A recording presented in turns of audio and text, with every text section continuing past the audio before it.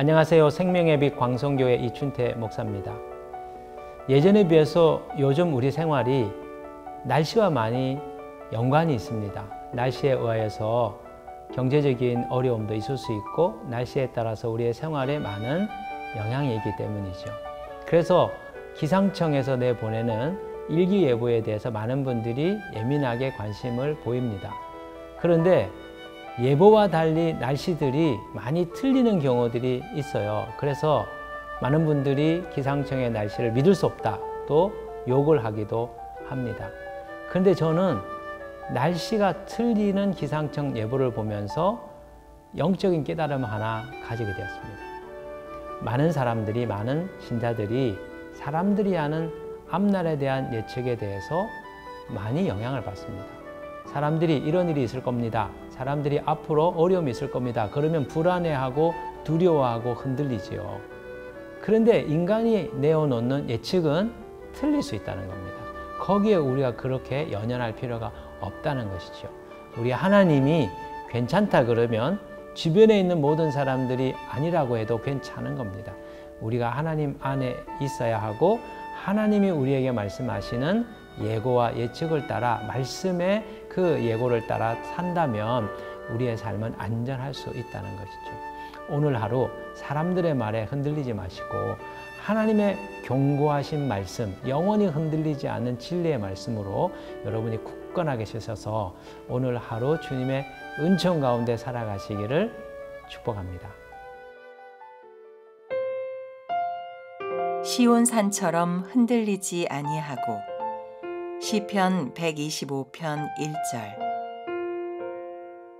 여호와를 의지하는 자는 시온산이 흔들리지 아니하고 영원히 있음 같도다.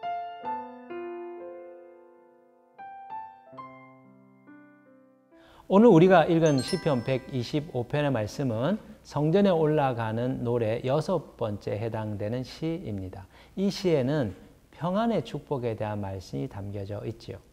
저는 이 말씀을 묵상하면서 제 과거에 저의 모습이 떠올랐습니다. 예수님 믿기 이전, 예수님 영접하기 이전의 저의 삶은 매우 불안정하고 그리고 매우 삶이 요동치는 그런 젊은이의 모습이었습니다. 예수님을 믿고 난 뒤에 제게 찾아온 놀라운 변화 중에 하나는 삶이 요동하지 아니하고 흔들리지 않더라는 거죠. 대학교 1학년 때만 해도 저는 하루에 5번 정도 감정의 기복이 있는 변덕스러운 학생이었습니다. 하루는 수업을 하러 대학교 교실을 향해 가는데 저희 학교 뒤편에 큰 산성이 있습니다. 동네 산성이라고. 그 산성 위에 구름이 기기묘묘하거든요. 그러면 그 날씨의 변화에 따라서 오늘은 수업하고 싶지 않아. 그러면은 잔디밭으로 직행을 합니다. 또 마음이 또 요동치면 오늘은 그냥 집으로 돌아가자. 그리고 가방을 싸서 그리고 집으로 돌아가던 그런 학생이었습니다. 근데 예수님을 믿고 난 뒤에 제 마음에 평안이 찾아왔고 제 마음에 안정감이 찾아왔죠. 그 감정의 기복들은 점점점 사라지게 되었고 지금은 거의 1년 내내 감정의 요동이 없는 견고한 사람으로 변화된 것이죠. 이게 무엇입니까? 하나님이 주신 평안의 축복입니다.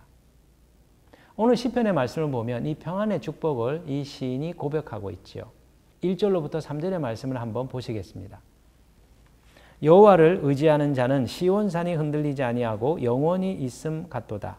산들이 예루살렘을 두름과 같이 여호와께서 그의 백성을 지금부터 영원까지 두루시리로다. 악인의 규가 의인들의 땅에서는 그 권세를 누리지 못하리니 이는 의인들로 하여금 죄악에 손을 대지 아니하게 함이로다.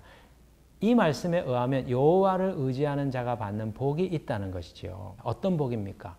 그리스도 안에서, 주 안에서 견고하고 흔들리지 않고 요동하지 않는 복이지요.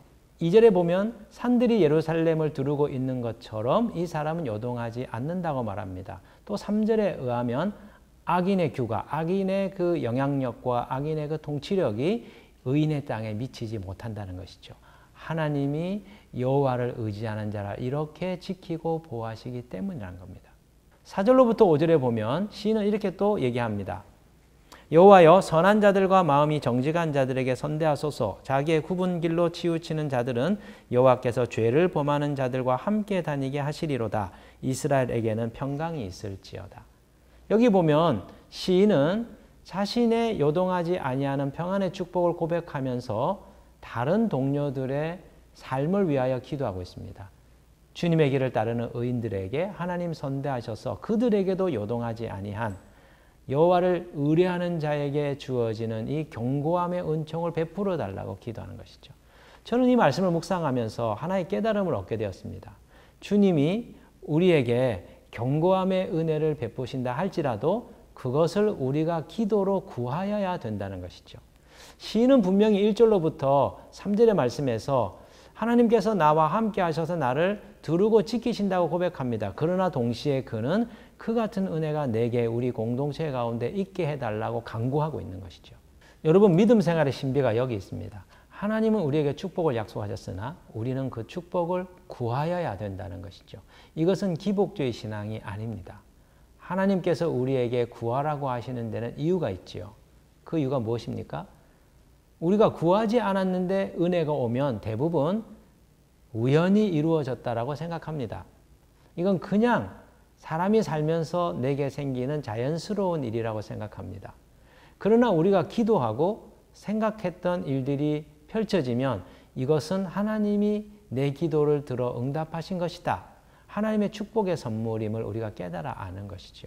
우리의 삶이 요동함이 없고 견고하며 평안한 삶이 되게 해달라고 하는 기도는 하나님의 살아 역사하시고 운행하시고 우리를 지키시는 그분의 모습을 우리의 눈으로 목도하게 하는 놀라운 결과가 있습니다. 그렇다면 시편을 수집한 편집자는 왜 오늘 이 시를 성전에 올라가는 노래에 포함시킨 것일까요? 그는 이 노래를 읊조리면서 이 시를 부르는 순례자들이 어떤 것을 깨닫고 어떤 은혜를 누리기 원했던 것일까요? 저는 세 가지가 생각납니다. 첫 번째는 여호와를 의지하는 자가 받는 복을 기억하고 그 복을 떠올리며 마음에 되새기라는 것이죠. 두 번째는 시편의 기자처럼 견고하고 평안의 복을 하나님 앞에 나아가면서 구하라는 것입니다. 그리고 그 복을 주시는 여호와 하나님을 의지하라는 것이죠. 세 번째는 여호와를 의지함으로 하나님의 두루심과 보호하심의 은혜를 받아 누리게 될 것을 소망하고 기대하면서 미래를 맞이하라는 것입니다. 요즘 우리의 삶은 어떻습니까? 많은 분들이 코로나 상황으로 인해서 삶이 매여 있고 또 닫혀 있어서 갑갑해 합니다. 거기다가 부동산 문제가 우리의 삶을 한번 흔들어 놓았습니다. 또 여러 가지 사회적인 문제들이 우리를 힘들게 합니다. 최근에 제 주변에 있던 우리 성도들의 얘기를 들으면서 부동산 가격이 너무 치솟음으로 집을 사지 못한 데 대한 자책하는 마음 그리고 후회스러운 마음이 자기를 괴롭힌다라는 고백들을 듣게 되었습니다. 여러분, 우리의 삶이 흔들리고 있습니다. 요동치고 있습니다. 한 번은 제가 한 선교사님 부부를 잠깐 만났는데 외국에서 사역을 하다가 코로나 때문에 잠시 한국에 지금 피신을 나온 겁니다.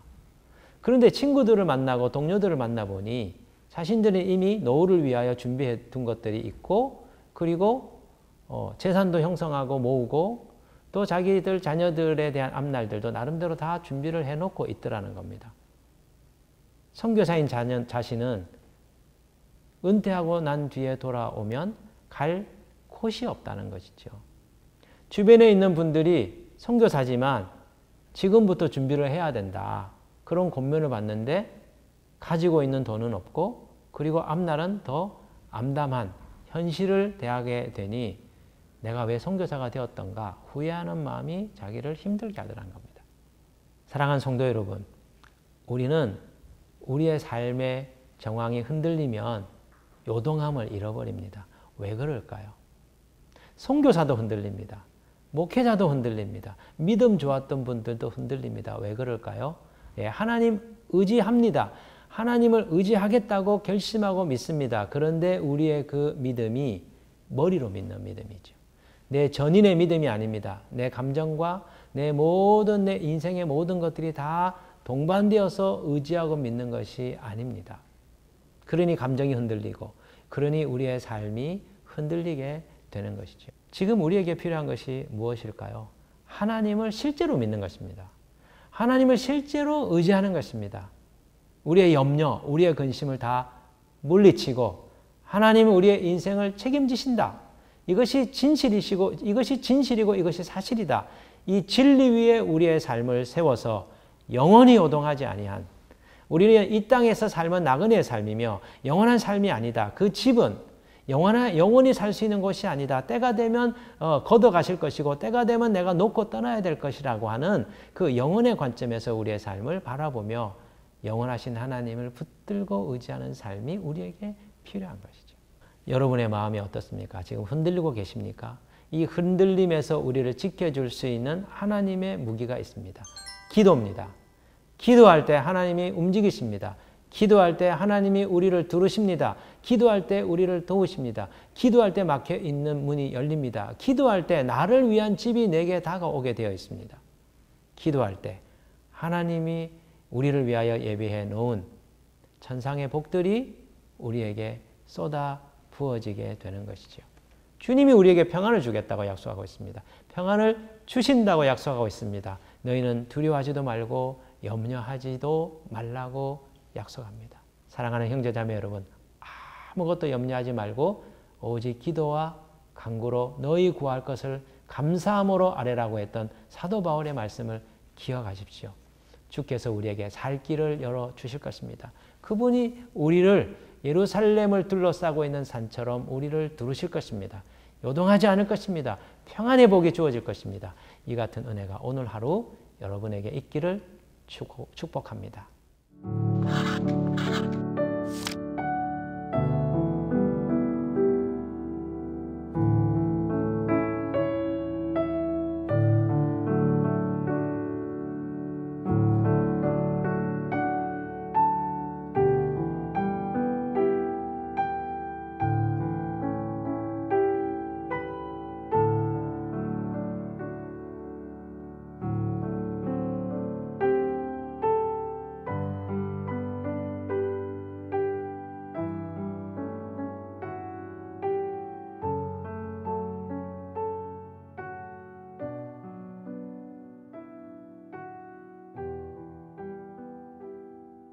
오늘 주신 말씀을 가지고 함께 기도하겠습니다. 우리의 평강이 되시고 우리의 산성이 되시는 여호와 하나님, 우리는 상황의 요동함에 의하여 마음이 불안해지고 두려움에 쌓이며 삶이 흔들립니다. 영원히 흔들리지 않는 하나님, 예루살렘을 둘러싸고 있는 수많은 산들처럼 우리를 두르시고 우리를 보호하여 주옵소서. 세상이 우리를 두렵게 하고 우리를 힘들게 할지라도 주님이 영원히 우리와 함께 하실 것이며 우리는 염려하지 아니하고 당신을 의지할 것입니다. 오늘 이 고백으로 하루를 열어가는 주님의 백성들 축복해 주시고 여호와를 의지하는 자는 영원히 흔들리지 아니하리라. 주님의 약속대로 그 삶이 이루어지게 하여 주옵소서. 예수 그리스도의 이름으로 기도드립니다. 아멘.